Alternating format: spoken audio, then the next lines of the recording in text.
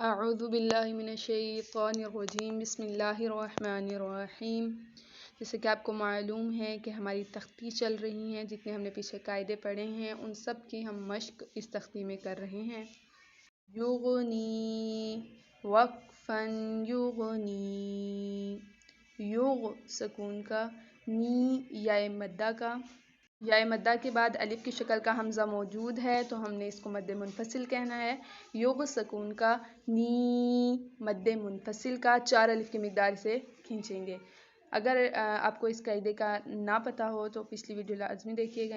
القت وقفاً القت، ال سکون کا، قت سکون کا، امہل وقفاً امہل، ام سکون کا، ہل سکون کا، اقرا وقفاً اقرا، اق قلقلہ کا، را سکون کا، فرغب فر سکون کا، غب قلقلہ کا، فانصب فن سکون کا، صب قلقلہ کا، وانحر ون سکون کا، حر سکون کا، اخرج وقفاً اخرج، اخ سکون کا، را حرکات کا، جا حرکات کا۔ جیم کی ادائیگی یاد رکھیے گا، ایسے حروف میں سے ہے جس کو واضح پڑھا جاتا ہے تو آپ نے جیم کی ادائیگی کا خاص خیال رکھنا ہے۔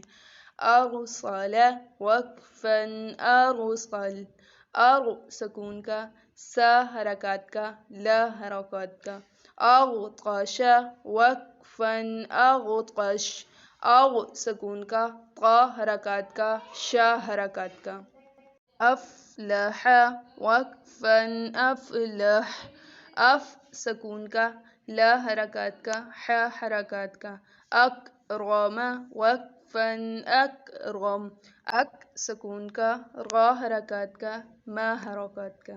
امید کرتی ہوں کہ آپ کو تمام قاعدوں کی اچھے طریقے سے سمجھ آ رہی ہوگی۔ اس تختی میں ہم نے جتنے پیچھے قاعدے پڑھے ہیں ان سب کی مشق ہے۔ اگر آپ نے آج ہی میری یہ پہلی ویڈیو دیکھی ہے تو جو ویڈیوز پہلے پوسٹ ہو چکی ہیں ان کو لازمی دیکھیے گا۔